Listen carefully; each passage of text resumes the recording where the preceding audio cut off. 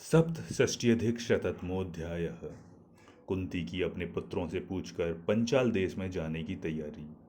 वैशंपायन जी कहते हैं, जन्मेजय, कठोर व्रत वाले उस ब्राह्मण से यह सुनकर उन सब महाबली कुंती पुत्रों का मन विचलित हो गया।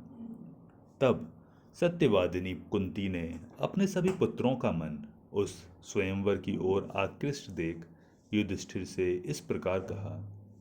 कुंती बोली, बेटा, हम लोग यहाँ इन महात्मा ब्राह्मण के घर में बहुत दिनों से रह रहे हैं। इस रमणीय नगर में हम आनंद पूर्वक घूमे फिरे और यहाँ हमें पर्याप्त भिक्षा भी उपलब्ध हुई।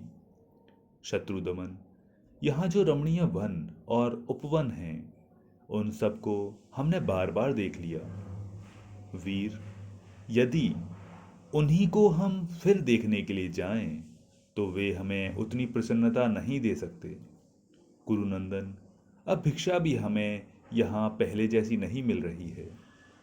यदि तुम्हारी राय हो तो अब हम लोग सुखपूर्वक पंचाल देश में चलें। वीर, उस देश को हमने पहले कभी नहीं देखा है, इसलिए वो बड़ा रमणीय प्रतीत होगा। शत्रुनाशन, सुना जाता है पंचाल देश में बड़ा सुकाल है, इसलिए भिक्षा बहुतायत से मिलती है। हमने यह भी सुना है कि राजा यज्ञसेन ब्राह्मणों के बड़े भक्त हैं।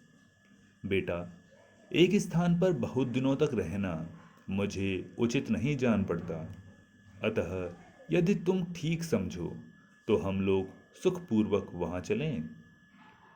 युधिष्ठिर ने कहा, माँ, आप जिस कार्य को ठीक समझती हैं वो हमारे लिए परम हितकर है, परंतु अपने छोटे भाइयों के संबंध में मैं नहीं जानता कि वे जाने के लिए उद्यत हैं या नहीं।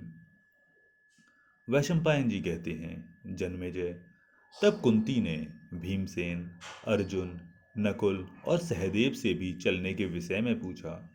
उन सब ने भी तथास्तु कहकर स्वीकृति दे दी। राजन, तब कुंती ने उन ब्राह्मण देवता से विदा लेकर अपने पुत्रों के साथ महात्मा द्रुपद की रमणीय नगरी की ओर जाने की तैयारी की। इस प्रकार श्री महाभारत आदि पर्व के अंतर्गत चैत्र रथ पर्व में पंचाल देश की यात्रा विषयक 167वां अध्याय पूरा हुआ।